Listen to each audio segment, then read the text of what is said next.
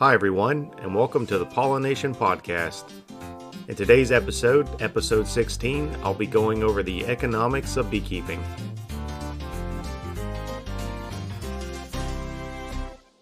So this has probably been my single most requested episode. Even people who don't know I have a podcast, they're always asking me these questions too. And I know a lot of beekeepers don't share this stuff. And if you're not interested in running honeybees for a business, don't even listen to this episode. It's probably going to be really boring. It's a lot of numbers.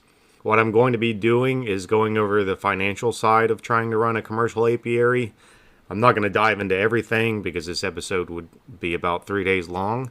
But I'm going to cover a lot of the main points like honey production, nuke sales, pollination, cost of materials for some of those things. So you can kind of get an idea of where your expense is and your profit is. And again, it's probably not going to be very exciting, but if you're interested in starting a bee business or you just started one, I think this information is going to be really valuable. Nobody told me this stuff when I was starting out. Most beekeepers were really secretive when it came to their financial information. And I'm not going to be giving too much of my personal financial information. I'm just going to be giving some rough ballpark numbers.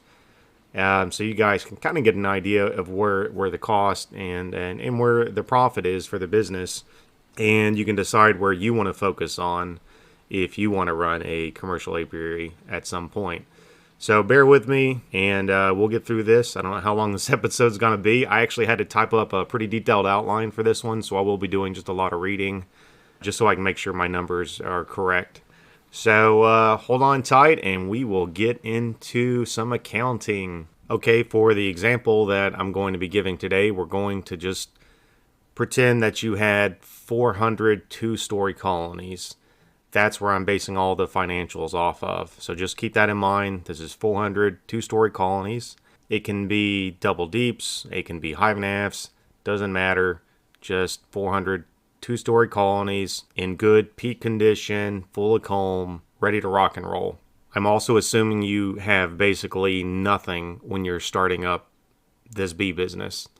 Maybe you got a bee suit, smoker hive tool. I didn't calculate the price of that. But assuming you have no hives, you don't have a truck, trailer, bobcat, forklift, nothing, and you're starting from scratch. So the first thing you need for a beekeeping business is, of course, the bees. The cheapest place that I found that you can ever buy bees, especially if we're talking in the 400 range, is buying colonies that are coming off of almond pollination in California. Usually they're going to be released in March or April, which is great because that's when things are really starting to kick off here.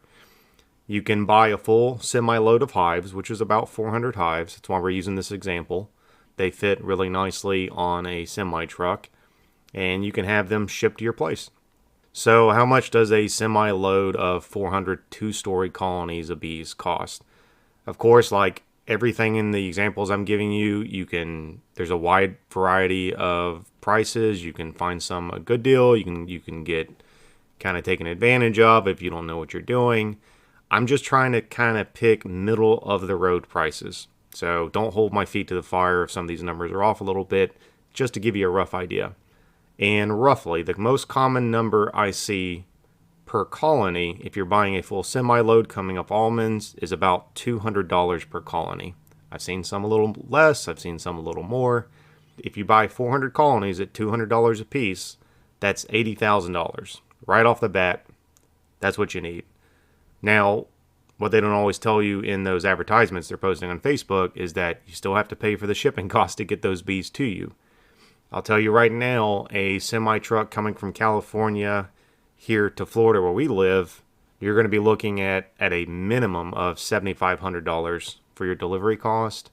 It can definitely go quite a bit higher than that, but we'll shoot for $7,500. So right out the gate, to get 400 colonies, we're going to call it $87,500 right out the gate. Get your bees delivered to your front yard. Okay, so now what? You've got 400, let's just say double deep colonies sitting in your front yard. How do you get those things down? How do you get them moved to your bee yard? Well, obviously you need a truck. You're going to need a trailer.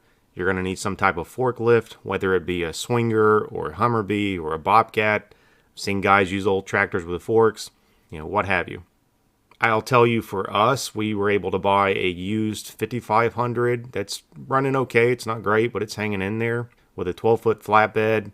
Bought a brand new tilt deck trailer from Tropic Trailer from Eli Mendez. And I bought a refurbished Bobcat with a mast and a fifth wheel, really in great shape, even though it's a 90s model, for like $20K.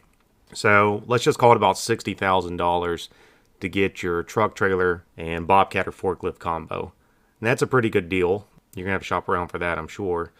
You really need to have a truck, you really need to have a flatbed, you need a trailer, and you need a lift to run those numbers of colonies.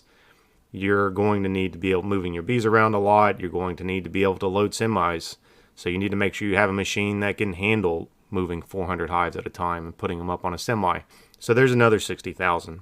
So now to get our 400 two-story colonies delivered to our house and have the truck, trailer, and forklift combo, we're up to $147,500. And that's a pretty good deal. Just to give you a ballpark, we can just call it $150K to make it even. Now, I didn't factor in the price for the honey supers you're going to need to make honey and all the little knick-knack stuff. I really just covered some of the primary expenses. But I would recommend having at least 2 medium honey supers per colony or 1 deep honey super if you're making honey in our area. That's a good rule of thumb. So if you want to factor in that price, that's even more. And you definitely need to have those even if you don't make honey, just because if you don't have room for the bees to expand, all those expensive colonies are going to swarm. So what I tell people, very rough ballpark, if you want to kind of knick-knack all the small expenses and you want to run a 400 two-story colony operation right out the gate, I tell people to go ahead and budget for $250,000. That would probably get you in the game. And I'm going to go over later how really 400 colonies aren't really even quite enough, in my opinion, to call yourself a commercial beekeeper. It's probably not even enough to make a full living, depending on what you want to call a living and where you're at financially, of course. I was always told 400 colonies is what you needed to run your own bee business, and I'll be honest with you, I don't know how that's possible unless I'm doing something wrong. Personally, I think you need to run a minimum of 1,000 colonies, and I'll explain that later why. Ballpark budget, go ahead and just budget for somewhere in the range of $150K to $250K to get started. Okay, so you've just spent $250,000. You've got a lot of bills to pay. How do you make money with the bees? One way to make money with the bees is honey production. That's what a lot of people think of when they think of a bee farm. They make honey. If you're in our area, it's really hard to budget for honey, and I was given some good advice by older beekeepers when I started that don't ever budget for honey, because if you do, you're going to be in trouble. And I have found that advice to be golden and true. So I don't ever budget for honey much myself. I just kind of make a rough guess of where I was at last year and where we may be at this year. But honey makes me nervous because one year you can make a ton. The next year you'll make next to nothing. And if you're making a lot, your buddy down the road who's running a commercial apiary is making a lot, and everybody around you is making a lot, which means the price is going to plummet. Or there's going to be a glut in the market and the honey packers aren't going to want to buy it for you. Or your buddy down the road is going to, slash their prices to half of what you're selling it for. So a good honey year is good for the bees, but I learned this year, because this year was a good honey year, not always good for the beekeeper if you can't move your honey. And I'll talk about that here in a minute. Just something to think about. I was always told when I started my apiary that the beehives in our area would make somewhere around 30 to 60 pounds of honey per hive. I thought I was going to be rich looking at those numbers. I have never averaged that much per colony, not even close. Now, a lot of that's my fault. I am really bad about calling out bad bee yards. I get attached to locations. I get attached to the landowners, their friends, their family. Even if I hadn't hardly even made a 30-pound box of honey in that location for 2 years. Or it's just close to the house or something. I don't want to drive far. So a lot of that's on me. There are other beekeepers in the area that I know make many times more honey than I produce on a fraction of the colonies that I have. So maybe that number's right. Might just be for me. But for our example, for our 400 hives, we're going to just use 30 pounds of honey per hive as our guideline. So if you have 400 colonies and they're averaging 30 pounds per hive, you're going to make about 12,000 pounds of honey. The national honey price last I looked this year is $2.80 per pound. That's why we set our price for our barrels for that price. And if you sell 12,000 pounds of honey at $2.80 per pound, you're going to make a profit of $33,600. And that sounds really great if you can sell it at that price. Because like I was saying earlier, if you have a good honey year like we did this year, all the packers are going to hit their honey quotas for the year really quick. The company that we started selling to last year, which was Nature's Nate, I see them in Walmart all the time, they offered us $2.80 this year. And by the time I got my honey extracted and called them, they had already hit their quota for the year. They're talking about maybe sending another semi later this fall to buy from us. And some of the other guys in the area, we all got together and called them and got on a waiting list. But there's no guarantees, there's no promises. And so my barn is packed wall to wall with 55-gallon barrels of honey that I'm pretty much bottling at the moment and moving, a little bit at a time. It's been really tough, but that's how it is. And last year was the opposite. Last year we had a massive drought. There was not much honey production, so they were happy to buy from me. Everywhere the prices were a little bit better. They had gone up. But this year there's a glut. So that's just basic supply and demand. So I can work really hard. You can work really hard. You can make a great honey crop and you can think you're doing great. But at the end of the day, the market's going to decide what your honey's worth. I mean, you can decide what your honey's worth, but it doesn't make a lick of difference if nobody's going to pay it or buy it.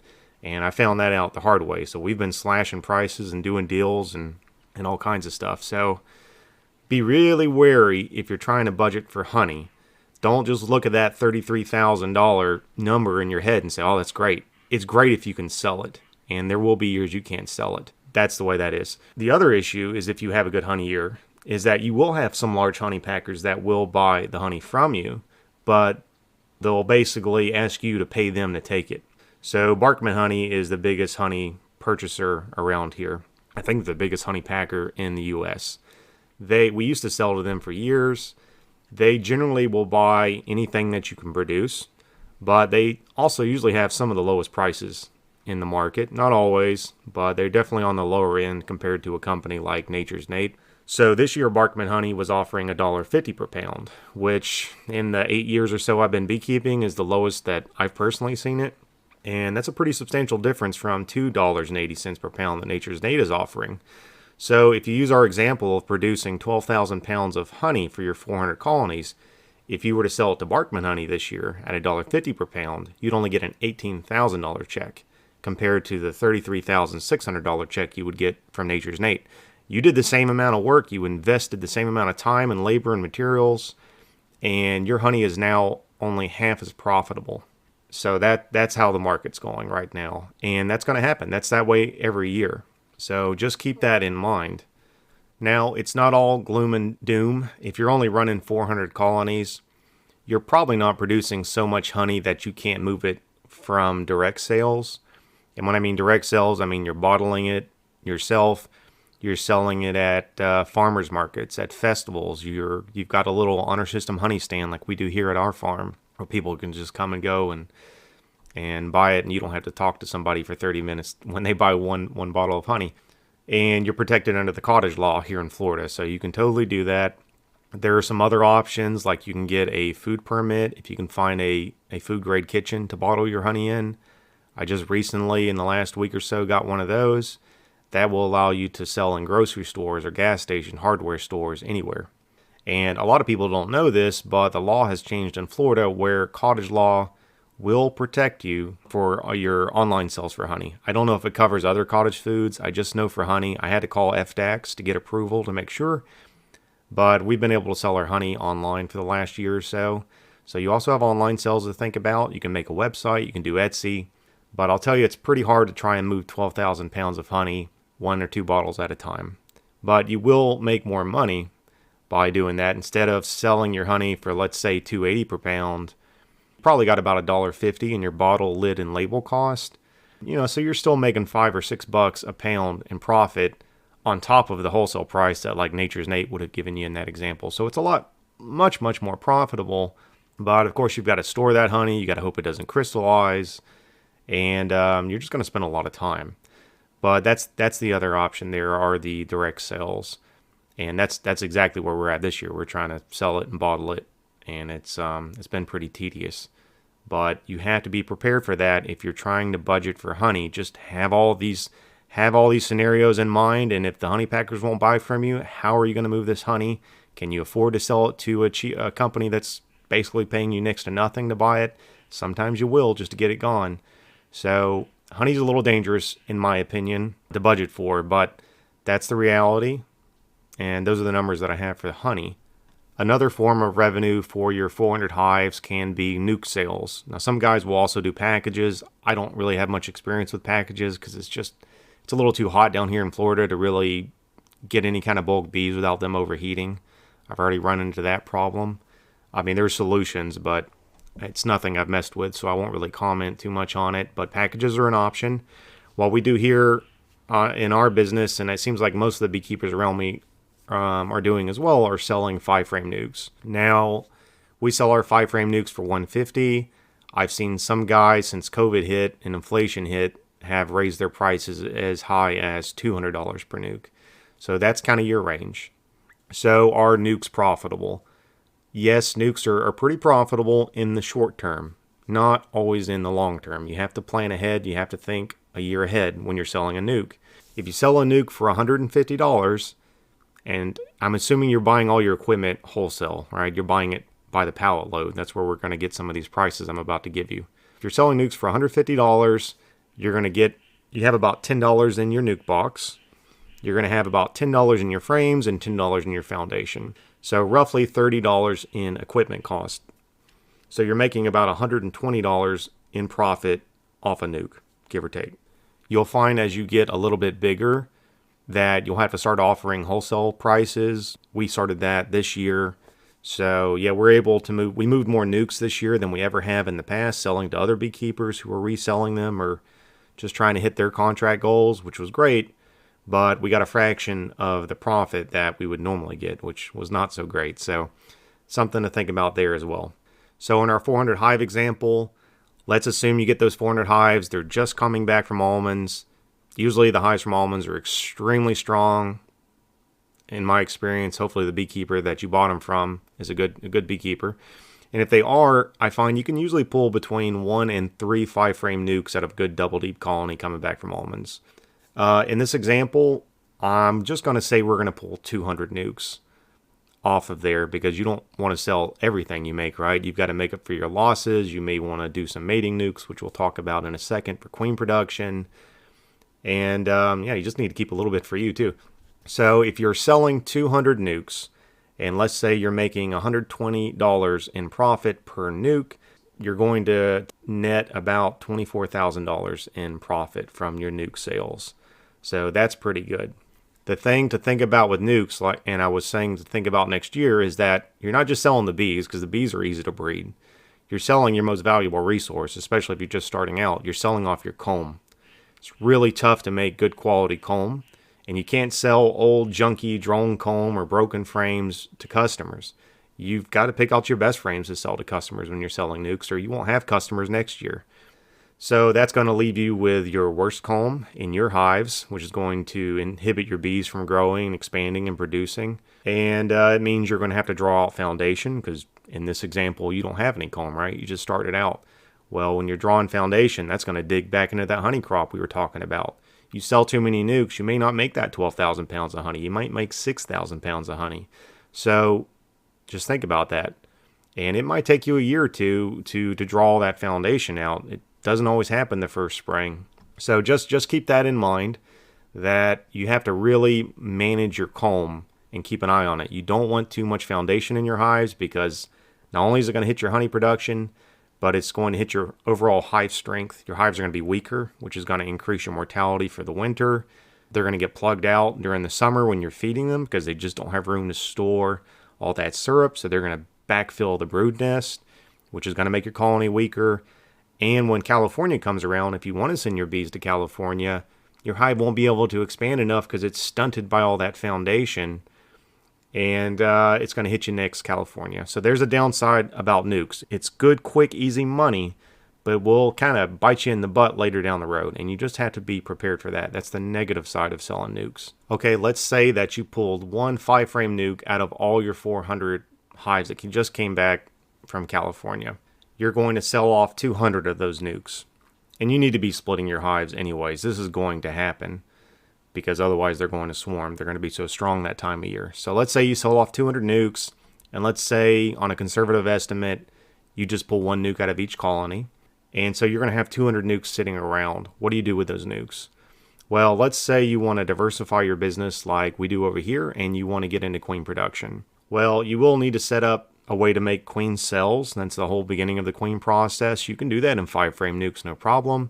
You just make a queenless split, put your grafts in there, boom. Hopefully 5 days later, you've got some capped cells. You can start that process there. You can earn a little bit of money selling queen cells. You won't earn a lot of money, what I found, but it's enough to make it worth it. What you really need to do if you want to raise queens is you want to produce queen cells for your splits, for your mating nukes, and then you sell the surplus. And that's what we did this year, and that was pretty good because in the previous years we weren't selling cells so much, and I would lose several hundred in the incubator. They would just hatch and die. It just wasn't good. It was a big waste. So guys around here are selling their queen cells about $5 a cell. I find during spring you can probably get somewhere in the realm of 30 to 45 cells per colony. Now, how many of those cells you need, you'll have to kind of figure that out yourself. I didn't really budget for the queen cells in this example, but there is a small revenue stream coming from those cells. But you'll also have to learn how to graft, and that does take some time. The example that I'm giving for those 200 mating nukes that you have still sitting aside that you didn't sell, we're going to just call those mating nukes. We're going to make sure they're queen right, but you're going to sell those queens off. So you're going to start your queen cell production. You're going to give your queen cell to this queenless 5-frame split that you just made from your 400 colonies that just came back from California. And in, 2 to 4 weeks, somewhere in that realm, hopefully you're going to have a mated queen and you can sell her off. I usually budget for about a 70% mating success. So you need to think about that. If you have 200 mating nukes, you're only going to really be able to harvest about 140 queens. Let's just call it monthly. If you're selling those 140 queens monthly at $25 per queen, you're going to get about $3,500 a month in mated queen production. I find that I can usually produce mated queens in our area for at least 6 months. Sometimes I can go as high as 8 months, but let's just do 6 months because I know for a fact you can do that.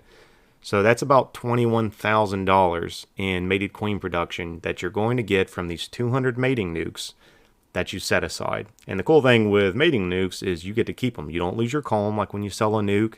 And when you get tired of selling queens, you just move them out into your apiary. If you shut them down early in the year, you can make honey. If not, they should grow up in time for California. So mated queens are pretty good. You don't really have much cost in it. I mean, the queen cells, you really just have a little cell cup. It's a few cents. Mated queens, you have a cage. They cost a few cents. Some sugar candy to act as a plug for the queen, a few cents. There's a pretty high profit margin in queen production once you've bought those nukes. Now, yeah, obviously you need that nuke, you need the frame, you need the comb, you need the bees. But mated queens are pretty good. And if you really want to get into it even more and expand that revenue stream, you can start shipping nationally, which there's a lot of competition out there. So it is hard to move them, especially when you're starting out because mated queens are all about reputation. You can continue to grow that even after you've saturated your local market. Okay, so now you've made some honey, you've sold some nukes, you've sold some queens. What else can you do with your hives to help pay back that $250,000 that you just took out? In my experience, the best revenue stream we have is almond pollination. That's sending them back to California where you bought them from. On average, you're going to get about $200 in pollination money per hive. Sort of. That's what the farmer might pay. By the time you cut through all your expenses, you're not getting that much, but it's still pretty good. So if, in this example, let's say you have all 400 colonies, that's a full semi-load that you can send to California, and they're strong enough to make grade. And most brokers are looking for somewhere they're looking for an 8-frame average hive. And anything under a 6-frame population, they're just going to kick out. It's going to die over there. You're going to get your comb's going to get ruined. You'll get the equipment back, but you're not going to get paid for it. So your colonies have to be strong. And in this example, let's just say somehow you're the best beekeeper in the world and your 400 hives are all still alive come February and they're all an average 8-frame population, which would be a miracle. But if that happens, you're going to be getting a gross price of $200 per hive, but you've got to ship them over there, right? So I found that shipping 400 hives with a semi from here in Florida to California and back, so round trip cost, you're looking around $15,000 to $20,000 per semi. You need to have that money at least when the semi arrives, at least half of it. What usually happens is you'll usually deal with more than one driver, especially if you're going through a truck broker. So the first driver, you're going to have to hand him, let's just say, a $7,500 check. And then after your bees come back, you'll usually get a bill in the mail to pay the other $7,500. So you don't necessarily have to have that right up front. Sometimes you get your almond check before the second truck bill is due, and sometimes you don't. So I would definitely advise just having the $15,000 to $20,000 sitting in a bank account ready, because that almond money doesn't always come through on time, and sometimes it doesn't come through at all if your bees weren't good enough. So 15 to 20K per shipping per semi.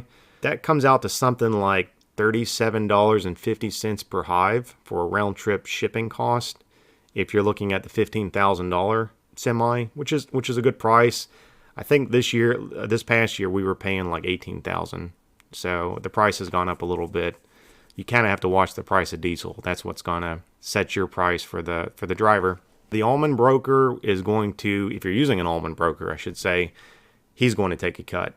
And if you're in Florida, you're probably going to use an almond broker, because otherwise you have to fly to California, meet and greet with all these farmers, shake their hands, rub elbows, whatever you got to do, and hope that some other beekeeper doesn't come in and undercut your price and you have to fly back out there. Buddy of mine used to do it. It sounds like a nightmare. It's nothing that I ever want to do, so I just pay an almond broker to deal with that headache. Usually the brokers live in California, so they're around those farmers anyways, and they can maintain relationships for years and years. So I find it to be a lot more stable than me trying to go over there and secure the contract. But if you want to go that route, you certainly can. So how much does the almond broker take for their cut?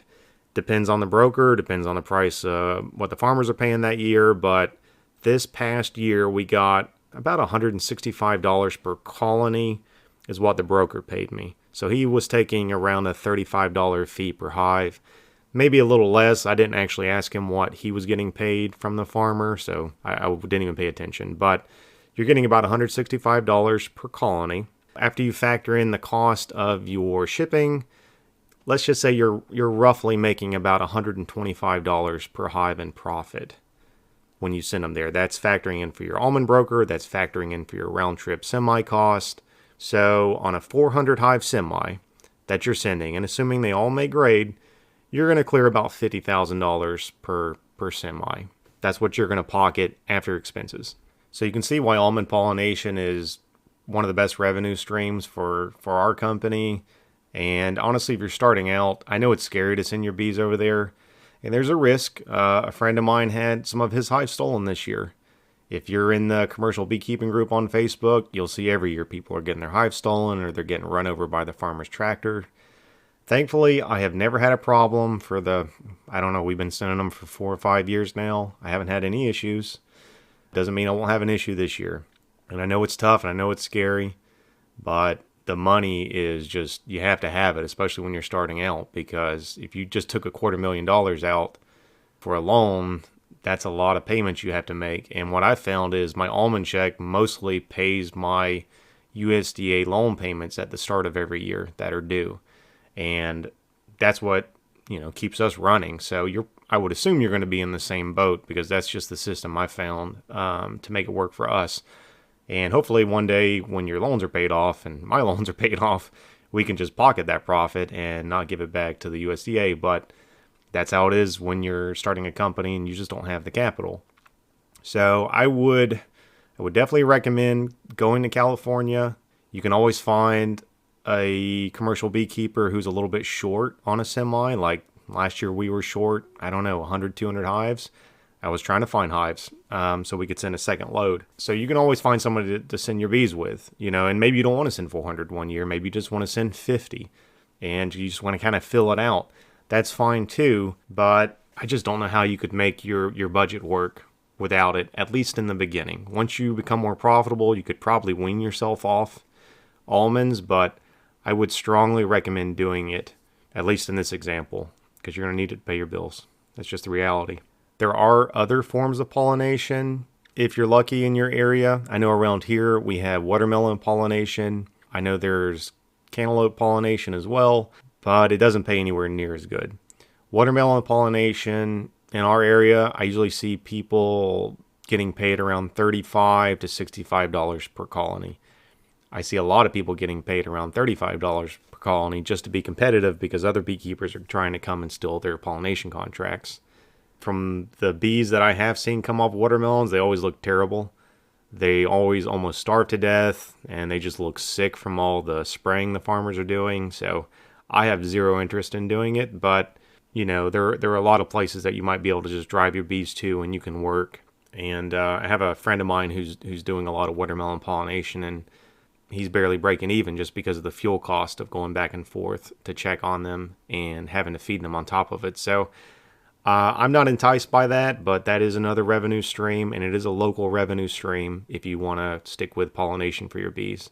I see pretty similar prices and quality of bees from blueberry pollination as well, which is pretty popular in our area, but I know for a fact the fungicides they use on blueberries are pretty bad on the brood. Okay, so we got to talk about all the fun parts of running bees and talk about all the money that you're going to make, right?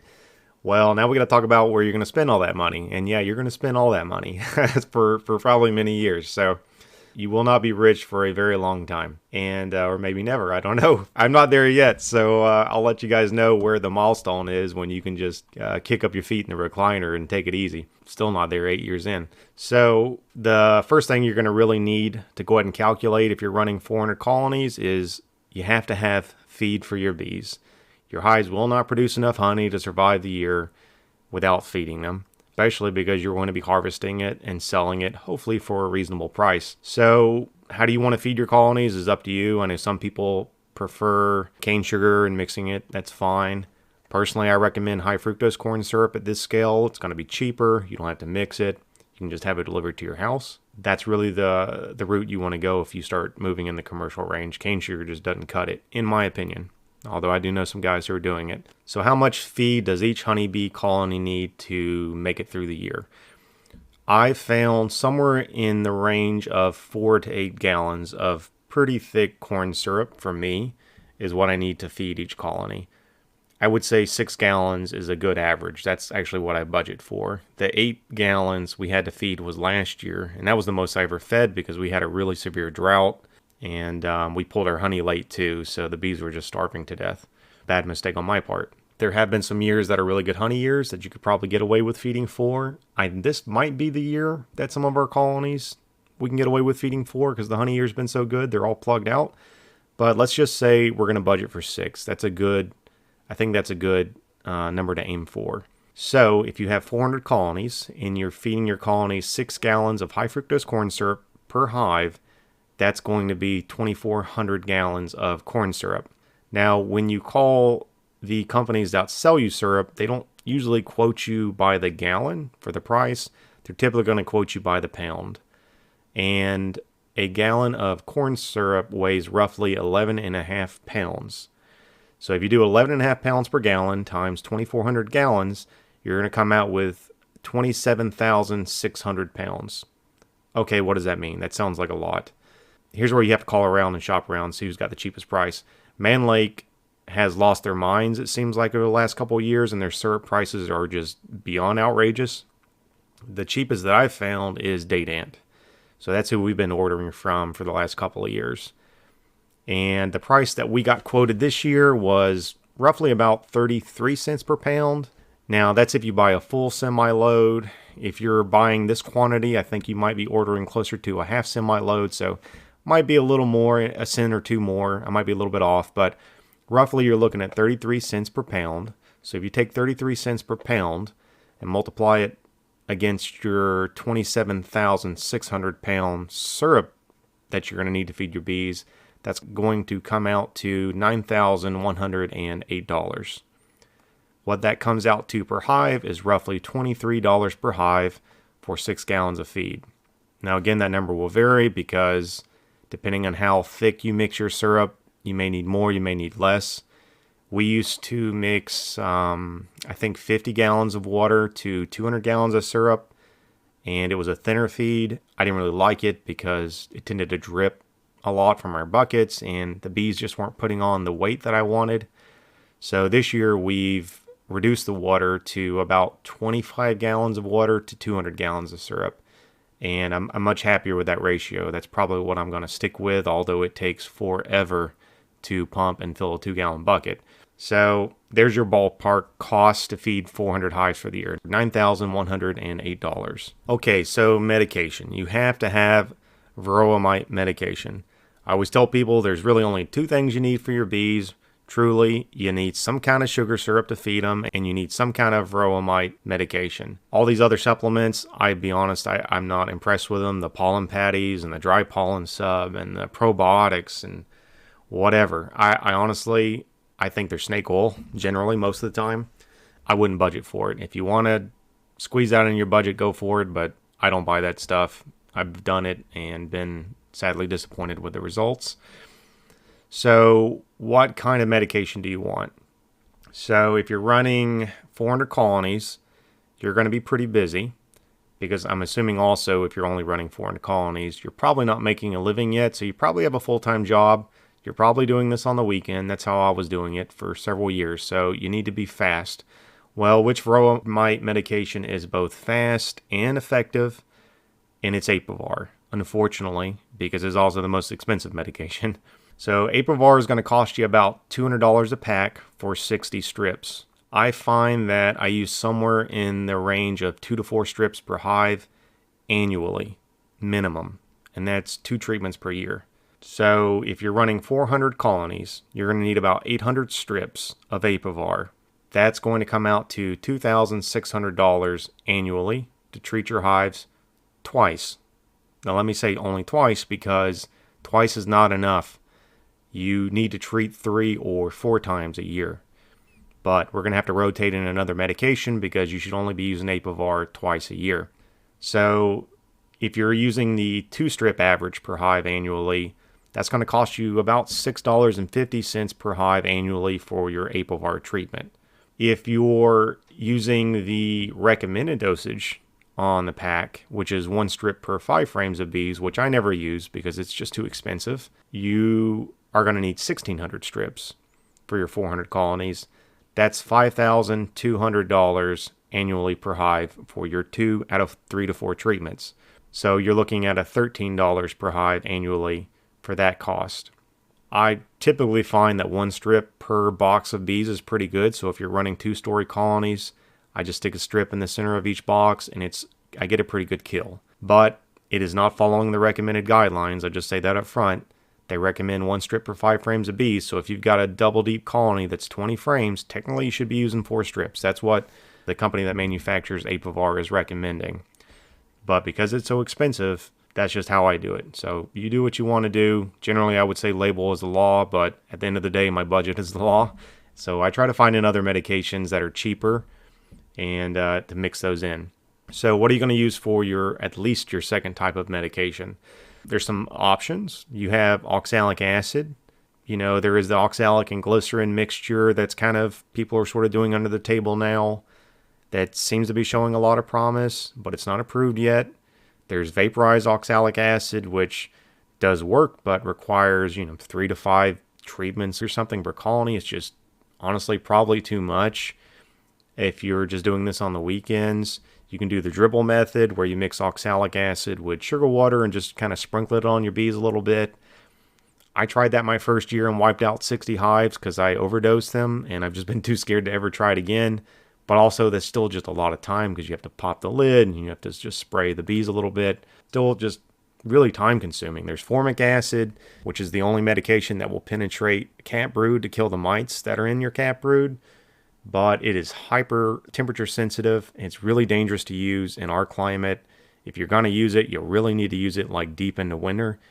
Some people say it's pretty hard on the queens too. Not really sure about that. I've dabbled with it. and I just really wasn't happy. I did find the bees, it was really hard on the bees, and if somehow here in Florida we get you know how it can be in January, you might have 20 degrees one night, and the next day it might hit 70 degrees during the day. If something like that happens, that formic will gas off too quickly, and it'll wipe your whole hive out. And so I'm not a big fan of formic in my climate. There's also thymol, which goes by the brand name Apiguard. Has kind of the same downsides as formic, is that it's very temperature sensitive. If the temperature gets too high, it'll gas off too quickly and wipe your hive out. Now, thymol, to my knowledge, is the only treatment that will kill tracheal mites, which are something it's really hard to detect out in the field. You have to send a lab and have your bees dissected to find tracheals. So we do once in a blue moon mix some of that in, but I honestly found it was easier to mix in buckfast genetics in our queen breeding program, because buckfast, the pure version of buckfast, is 100% resistant to tracheal mites already. So that's how we kind of combated the tracheal mite issue without having to deal with this thymol. That's honestly, the bees hate it. One year, our first year using it, the temperature spiked, and I only used a half a dose because that was what I was recommended. Every single bee in like 100 hives were on the outside of the box. The only bee in the box was the queen and a couple of attendants. They completely abandoned the brood, which once it gassed off, the bees went back in, but it decimated the open brood because the nurse bees weren't there to take care of it. And we didn't lose the colonies, but you know, it wasn't a pretty sight, and I won't be doing it again. So that's something to think about. And I certainly am not going to advocate for doing anything illegal, but there are other medications that are not approved by the EPA that you can get that are a little bit cheaper, that a lot of commercial beekeepers are using. I'm not going to go over that, but you can do your own research. There are other options, but if you're going to go that route of using some things that are not quite approved, those are usually amitraz-based products. Remember that Apivar itself is amitraz-based. So if you're using these illegal chemicals, you're really just using the same chemical that you're already using for your Apivar, and that's not rotating your treatment. So your mites are going to develop a resistance to amitraz related products, and there's already some research showing that they are. So you still need to find something to rotate into your colonies. So in my opinion, oxalic acid is the only thing I've found to be even somewhat reliable. It's just a huge time investment. And oxalic is pretty cheap after you buy the equipment that you need to use to vaporize it, is the way that I would go. So just factor that in. You're looking at somewhere between another $2,600 to $5,200 annually for your 400 hives to medicate everything. But you still need to mix in a third treatment, and you can do your own research. And the other treatments, thankfully, are at least a little cheaper than Apivar, but go ahead and maybe just double that medication cost if you're trying to budget for your colonies. Okay, other considerations for expenses. You have to factor in fuel cost. You're driving around to all these bee yards, that's going to cost money. And right now, fuel's pretty high. You're probably going to be driving a diesel truck if you're running at this scale. I usually budget for at least $100 in diesel a week, but I keep my yards very close, and I try to make sure I hit as many yards as I can in a day so I don't have to go back to a yard that it was only halfway finished, and I don't move my bees around a whole lot. I used to work for a company that had colonies that were based in Florida and had colonies in Georgia, Alabama, down south in like Port St. Joe, Apalachicola area, and we could easily burn up to $100 in diesel per day. So that's going to fluctuate a lot. But if you're only budgeting for $100 a week, that's about $5,200 in fuel annually. It's something to think about. Some other considerations for your budget that I didn't really price because it depends on you and what your needs are, but you need extraction equipment if you're extracting that honey. You need at least a good-sized extractor. That's going to cost a few $1,000s. Eventually, you're going to want an uncapper. You're going to need a wax melter. You may want to get a wax separator, and those are pretty pricey. You're going to need a couple of honey pumps. Those run thousands of dollars each, even the cheap ones. So think about that. If you're going to be budgeting for honey, you have to have the infrastructure to extract it, and you need to have a good enclosed barn too. And like I was saying at the beginning of the episode, I didn't factor in the price of honey supers. You need to figure that out. Do you want to run shallows, mediums, deeps? Again, I would say running at least 2 medium honey supers per colony is a good thing to budget for, or 1 deep to budget for. So that can be pretty pricey. And then you need storage. So that's the big expense. That's something we're struggling with now. You're going to need barns to keep all this stuff out of the rain when you're not using it. Shipping containers work pretty good, probably if you're only running about a 400 hive scale, because you're going to need to gas off any of your comb, or use paramoth or some kind of mothballs to keep the moss out of there, because if you lose that comb, it's going to decimate your production for the next year. So storage can be a few $1,000s. I think 40-foot shipping containers going around about $3,500 around in my area, and you may need a couple of those, or you may just want to go ahead and invest in a large barn that's sealed and insulated. So again, kind of depends on your own needs. Of course, you're going to need bee yards to put your bees around the area. That doesn't really cost much, just that's going to cost a lot of time. You have to go around, knock on doors, post Facebook ads. We pay 2 gallons of wildflower honey, just to be honest, for our rent for our locations. So if you've got a bunch of yards, just factor in a couple gallons of honey. You have to pay those guys. Even if you don't make honey in their location, you still need to pay them. That's a good rule of thumb to budget for. There are some locations you have to pay money for, like if you want to get on water management land, or you want to get on like a Deseret property or Port St. Joe, their forestry area. From what I've seen with those, they're usually charging about $500 a spot, give or take. But that can be negotiated. Usually you just find somewhere that's offering hunting leases onto those properties, and then you just contact that company, and you're basically just getting a hunting lease. If you go through a company like Deseret, they're going to want you to have, I don't even know, like a $2 million insurance policy or something for your business. They may work with you a little bit better because they actually really like bees. They support beekeeping a lot. I'll tell you, be a little bit mindful if you're getting hunting leases, because you will unfortunately kind of brush up against hunters. They don't really like you coming in there with a truck and a forklift making a lot of noise and scaring off the deer or whatever they're hunting. I've definitely had guys get in my face with loaded guns before and getting really upset about it. So that's something to be mindful of. But if you're just starting out, don't even worry about doing that. Just go drive down the road and find some good looking spots to put your bees. Give them a couple gallons of honey. They're going to be really happy to have their little garden pollinated. They're going to be happy to have fresh honey every year. But that's just another small expense. Okay, so the last thing I'm going to talk about here, going to kind of tie back into what I was saying at the beginning of the episode on how 400 colonies isn't really enough to make a living off of, and I'm about to explain why. I hope this is about to wrap up, because I haven't not edited this episode yet, and I'm definitely pushing an hour. This has got to be the longest podcast ever. I'm sorry, I warned you guys in the beginning it was going to be a little rough, but I'm just trying to share everything I have here, so I hope it'll help somebody out if you can just listen to my voice for so long. I'm actually losing my voice, I feel like. But the last thing you need to really factor in is your annual colony loss. So that's how many hives that you're going to lose. So the national colony loss right now is in the 40 to 50% range. I find that to be pretty true and accurate for my own operation. So what I do every year is I budget that I'm going to lose 50% of my hives every year. So we're set up to top out at 2,000 hives, right, at the beginning of spring. And, sometimes we hit that, sometimes we're a couple hundred off. But ballpark, we shoot for 2,000. I usually expect by the end of the year, and I consider end of the year to be February, because things start blooming in March, and we're usually sending our bees off to California in February. And that's when those colony numbers matter most, because that's going to determine how much money you can make in pollination. I usually expect to only have about 1,000 colonies come February. So if you're running 400 colonies and you're not expanding at all through the year, you will probably have 200 colonies come February. So that hurts if you just paid $80,000 for all those bees, and now you got 40,000 worth of bees. Now, the good thing is you can build them back. It's very common in beekeeping to just double your colonies every spring, and that's why you don't want to sell too many nukes either, because you need to keep those to make up for your losses. You'll just have to do it for a few years and kind of figure out what your own personal loss is and try to improve that every single year.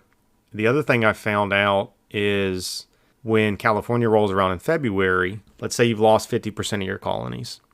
Those other remaining 50%, and in this example would be 200 colonies, they're not all going to California. It's just not realistic. Don't even think for a second that they will. You're going to hurt yourself.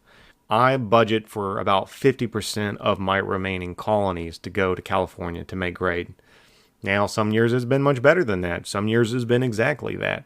Just think about that. If you got 400 colonies at the start of the year, you have 200 colonies at the end of the year, maybe if you worked really hard, you have 100 colonies that can go to California. So you're not going to get that big $50,000 paycheck. You're going to get whatever, a $12,000 paycheck or something. And then you're, of course, going to have to rebuild everything back. And hopefully you didn't lose all your comb in the 50% of colonies that you lost. And you're going to have to requeen the 100 that didn't go to California because maybe the queens are bad or whatever. There, you're going to invest a lot of time and effort into that. And that's why I say that running 400 colonies isn't really realistic to trying to make a living full-time off your bees. And if you don't have any other sources of income, and if you're taking out debt to start your company, I just don't personally think it's going to happen. And that's what people kept telling me when I was starting. And when I hit 400 colonies, I was like, there's no way I can make this. I had to keep working my full-time job 60 hours a week and running my hives on the side for years until we got up to 1,000 colonies. That was the tipping point for me. When I was able to build up to 1,000 two-story colonies, that's when we kind of hit the point financially I could go off on my own. And that really just kind of goes back into what I was saying about your annual colony loss. Because if I build up to 1,000 colonies at the start of the year, I had maybe 500 colonies at the end of the year. Well, I'd have only maybe 250 of those that could go to California, which thankfully the first year that I hit 1,000, that wasn't the case. Actually, we had about 500 colonies that were able to go to California and make grade. And that's what allowed us to kind of go full time for ourselves. But, it didn't happen this past year. We didn't do great this past year because of the drought. So it's hard to budget for all that stuff. And I know these are a lot of numbers, and I know you're probably tired of listening to me talk about all this, but I'm just trying to give like the realistic side of how it is. You see a lot of beekeepers with all this nice stuff, and you think, oh, this guy's got all this money. Man, I mean, you can just see some of the expenses. I didn't even go into like the miscellaneous stuff that you're going to have. And you're still assuming that you're keeping most of your colonies alive and healthy. And you're just going to have some bad years some years.